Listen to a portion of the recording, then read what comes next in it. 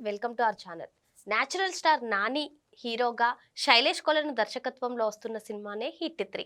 మరి ఈ హిట్ 3 ట్రైలర్‌ను తాజాగా విడుదల చేయగా యూట్యూబ్‌లో అయితే దూసుకుపోతుంది. ఇదిలా ఉంటే ఈ హిట్ 3 ట్రైలర్ భాగంగా మీడియా సమావేశంలో జరిగినటువంటి వ్యాఖ్యలైతే ఆసక్తికరంగా మారాయి.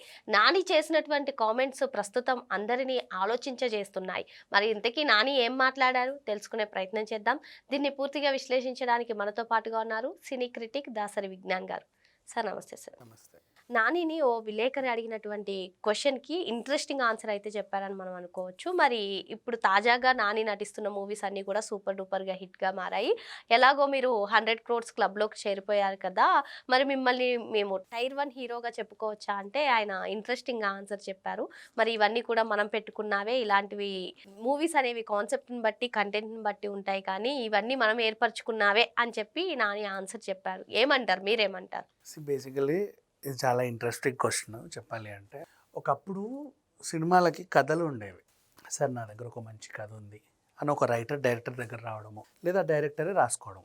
వీళ్ళిద్దరు కలిసి లేదా ఒకరే కలిసి ప్రొడ్యూసర్ని ఎత్తుక్కుంటే, సార్ ఇలా ఉంది అంటే ఇంత అయితే నేను పెట్టగలనయ్యా పర్లేదు, కానీ దీన్ని ఎక్కువ కూడా పెట్టవచ్చు, ఎవరిని అనుకుందాం అనుకుంటారు. వీళ్ళని పెట్టుకుందామా వీళ్ళని పెట్టుకుందామా, ఈ క్యారెక్టర్కి ఈయన బాగుంటాడు, ఈ క్యారెక్టర్కి ఈవిడ బాగుంటుంది, అలా ముందుకు వెళ్తారు సినిమా. ఈవెన్ మాయాబజార్ కూడా అంతే. నీకు ఫర్ ఎగ్జాంపుల్ చెప్పాలంటే మొన్న మహానటి చూస్తే అర్థమైపోతుంది. ఇంటికి వెళ్ళి మేము ఒక సినిమా అనుకున్నాము, నువ్వు క్యారెక్టర్ నువ్వైతేనే చాలా బాగుంటుంది అంటే అలా అనుకొని అప్రోచ్ అవుతారు. ఇప్పుడు ఎలా ఉంటుంది తెలుసా సిట్యువేషన్లో, ఎవడో ఒక star for example lighting star, ఓకేనా, నీ దగ్గర లైటింగ్ బాబు డేట్లు కొనేస్తావు ముందే, ఆడు ఇచ్చేస్తాడు నీకు. జూన్ నుంచి డిసెంబర్ నీవే పో, జూన్ నుంచి డిసెంబర్ వరకు నువ్వు కొన్ని కోట్లు పెట్టి లైటింగ్ బాబు డేట్లు కొన్నావు. ఎందుకు కొన్నావు, ఏం చేసుకుంటావు అని నువ్వు తెలీదు. ఇప్పుడు మా దగ్గర లైటింగ్ బాబు డేట్లు ఉన్నాయి, ఒక మంచి డైరెక్టర్ని చూడవయ్యా అంటాడు. మంచి డైరెక్టర్ ఎవడు, ఈ మధ్య కాలంలో ఎవడైతే మంచి 1, 2 6 సినిమాలు చేస్తున్నాడో, హిట్ కొట్టాడో వాడిని పిలుస్తాం, దా వచ్చావు, ఈ నా దగ్గర లైటింగ్ బాబు డేట్లు ఉన్నాయి, వీడికి సరిపడా కథ నీ దగ్గర ఉందా అని అడుగుతాడు. వాడు ఉందనే అంటాడు. ఎందుకు పోగొట్టుకుంటాడు నిన్ను? ప్రొడ్యూసరే వచ్చి నాకు సినిమా చేసి పెట్టు అంటే. ఒకప్పుడు, ఇప్పుడు అదే కొత్త డైరెక్టర్లు ఏంటంటే కథలు రాసుకున్నప్పుడు పాపం ప్రొడ్యూసర్స్ని ఎత్తుక్కుంటూ వెళ్ళేవాళ్ళు. వాళ్ళకి తెలుసా బాధ. ప్రొడ్యూసరే వచ్చి చేయమంటే చేస్తా, కానీ వాడి దగ్గర ఉండదు కథ, ఒప్పేసుకుంటాడు. మంచి కసరత్తులు చేసి ఒక మంచి పాయింట్ ఉంది సార్, నిన్ను నెక్స్ట్ వీక్ కలుస్తా చూడు అదిరిపోద్ది అంటాడు.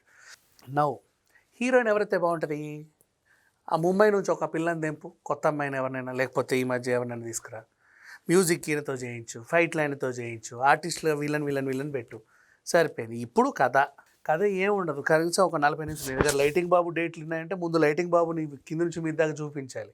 వాడు నడిస్తే దుమ్ము లేవాలి, వాడి కళ్ళజోడు, ముక్కు, మూతి ఇటు అటు తిప్పి 40 నిమిషాలు వాడి ఎలివేషన్. తర్వాత కాసేపు 2 అడుగులు హీరోయిన్ అటు ఇటు తిరిగి డ్యాన్స్లు వేసుకుంటూ వెళ్ళిపోద్ది, అయిపోయింది. అండ్ తర్వాత ఇప్పుడు కథ ఏమనుకుంటే బాగుంటుంది. ఇప్పుడు మన లైటింగ్ బాబుని పోలీస్ ఆఫీసర్గా చూద్దామా, లాయర్గా చూద్దామా, కలెక్టర్గా చూద్దామా, ఒరే కథ అనుకొని చావంటారా ఫస్ట్. అవి ఉండవు, ఏదో రుద్దేస్తారు మొత్తానికి. వీడు విలన్, ఇలా ఇలా ఇలా ఇలా చేయాలి, కథ అయిపోయింది. ఇప్పుడు మన బాలీవుడ్ నుంచి అమితాబ్ బచ్చన్ని పెట్టుకుందాం, పక్క నుంచి మమ్ముట్టిని పెట్టుకుందాం, ఇటు నుంచి కిచ్చా సుదీప్ని ఉపేంద్రను పెట్టుకుందాం. ఇప్పుడు ఇది పాన్ ఇండియా సినిమా అయిపోద్ది. వాళ్ళ క్యారెక్టర్లు కూడా ఏదో రకంగా తీర్చిదిద్దాయి. ఇంకపా ముందుకు వెళ్ళిపోదాం, దీనికి ఒక 150 కోట్లు సరిపోతాయా నీకు, లేదండి 200 కోట్లు, అయిపోయింది పెట్టేసాయి. నిండా మునుగుతాడు ప్రొడ్యూసరు, ఏమీ ఉండవు తెలుసా వీళ్ళ దగ్గర. తర్వాత అదేంటి ఇప్పుడు మళ్ళీ ఆ డిస్ట్రిబ్యూటర్లు ఎలా కొంటారు అనుకున్నావు, కాంబినేషన్ చెప్పేస్తాడు first. Lighting star hero Upendra ఉన్నాడు, అమితాబ్ ఉన్నాడు, వాళ్ళు ఉన్నారు, వీళ్ళు ఉన్నారు, ఈమె హీరోయిన్. నువ్వు క్లాప్ కొట్టే రోజే సూట్ కేసులు పట్టుకొని వస్తారు, నీ హక్కులు మాకు ఇచ్చేయండి అని. కథ ఏముందో కూడా అడగడు వాడు. సో అందరూ నష్టపోతారు తెలుసా. చివరికి సినిమా అంతా ఫ్లాప్ అయిన తర్వాత అప్పుడు ఏమంటాడో తెలుసా, ఆ లైటింగ్ బాగుండి నమ్మి 150 కోట్లు పెడితే సినిమా ఫ్లాప్ అయిందిరా అంటావు. ఆడేం చేశాడు పాపం, నీకు డేట్లు ఇవ్వడం తప్ప. అలా ఉంటుంది పరిస్థితి, ఇండస్ట్రీయే ఇలా ఉంది. ఒకప్పుడు కథలు రాసుకొని హీరోలను ఎత్తుక్కుంటారు, ఇప్పుడు డేట్లు కొనుక్కొని కథలు రాసుకుంటున్నారు. సో ఇట్లా ఉంది కాబట్టి సినిమాలన్నీ ఫ్లాప్ అవుతున్నాయి. అండ్ ఇప్పుడు ఈ డేట్లు అమ్ముకునేటోళ్ళు కూడా ఫస్ట్ ఒక ప్రొడ్యూసర్ వెళ్ళి, నేను హీరో డేట్లు కావాలయ్యా, ఎవరికి కావాలి సార్, మీకు టైర్ 1 హీరోలు కావాలా, టైర్ 2 హీరోలు కావాలా, టైర్ 3 హీరోలు కావాలా. టైర్ 1 అంటే ఎవరయ్యా, ఇప్పుడు గ్లోబల్ రేంజ్కి వెళ్ళిన వాళ్ళు రామ్ చరణ్, ప్రభాస్, మహేష్ బాబు, జూనియర్ ఎన్టీఆర్, అల్లు అర్జున్. టైర్ 2 అంటే నాని, అడివిశేష్, ఇంకెవరెవరు, విజయ్ దేవరకొండ, అలా అలా అలా కొన్ని పేర్లు చెప్తాడు. టైర్ 1కి టైర్ 2కి డిఫరెంట్ ఏంటి? వీళ్ళని నమ్మి మీరు 200 కోట్లు పెట్టేయచ్చు. వీళ్ళ డేట్లు మీకు 50 కోట్లకు వస్తాయి, వీళ్ళ డేట్లు 10 కోట్లకు వస్తాయి, వీళ్ళ డేట్లు 2-3 కోట్లకు వస్తాయి. అంటే నువ్వు ఎంత రేట్ అయితే పెడుతున్నావో ఆ రేటుకి ఆ కేటగిరీని డిసైడ్ చేసేస్తున్నావు. కానీ నువ్వు ఎన్ని కోట్లు పెట్టినా లాస్ట్కి బూడిదేగా. కథ ఉంటే హీరో లేకుండా కూడా సినిమాలు హిట్ అవుతాయి. ఏది ఫర్ ఎగ్జాంపుల్ ఇప్పుడు నాని ప్రొడక్షన్లోనే చెప్దాం. అనే సినిమా వచ్చింది తెలుసుగా, ప్రశాంత్ వర్మేగా డైరెక్టర్. అందులో హీరోయే ఉండడు, చిన్న యాంథాలజీ సినిమా, ఎంత పెద్ద హిట్. ఇప్పుడు నిన్న సరే ఇప్పుడు టైర్ 1 టైర్ 2 గురించి మాట్లాడితే కోర్టు హిట్ అయింది, మన టిల్లుది సినిమా ఏంటి జాక్ ఫ్లాప్ అయింది. అంటే ఈయన టైర్ 1 వాడు టైర్ 2 అనా అర్థం కాదు కదా. సో ఈ లెక్కలు పెట్టుకోకండి అని, ఈ కాన్సెప్ట్ ఉంటే ఇండస్ట్రీ బాగుపడదు అన్నాడు నాని. అంటే నీకు కావాల్సింది ఏంటి? మెయిన్గా స్క్రిప్ట్. ఇప్పుడు అదే నాని చేసిన ఇంకో సినిమా ఈగ సినిమాలో నానియే హీరో, కానీ నాని కనబడేది 5 నిమిషాలే. ఎలా ఉంటుంది చూడు, మొత్తం ఇంకా వాయిస్తోనేగా మేనేజ్ చేసింది. సో వాట్ ఎవర్, ఎప్పుడైనా సరే మన ఏంటి టైర్ 1 టైర్ 2 టైర్ 3 అనే కాన్సెప్ట్ మర్చిపోండి.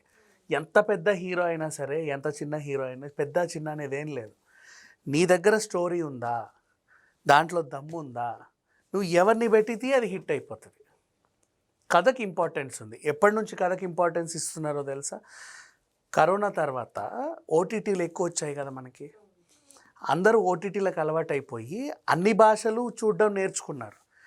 అప్పుడు ఆ అన్ని భాషల వాళ్ళు కూడా పలానా తెలుగు వాళ్ళు చూస్తున్నారు, తమిళ వాళ్ళు మనల్ని చూస్తున్నారు, ప్రతి దానికి లాంగ్వేజెస్ ఉన్నాయి.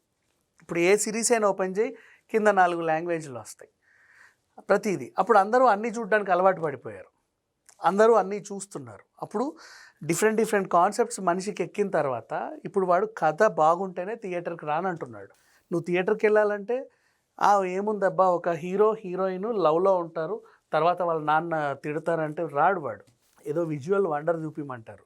ఎలా నువ్వు గ్రహాంతరవాసి హీరోయిన్, ఇంకో గ్రహంలో హీరో ఉంటారు, వీళ్ళ పెద్ద యుద్ధం జరుగుద్ది అంటే వచ్చేస్తాడు వాడు. నువ్వు విజువల్ వండర్ ఎట్ట తీసావో అని.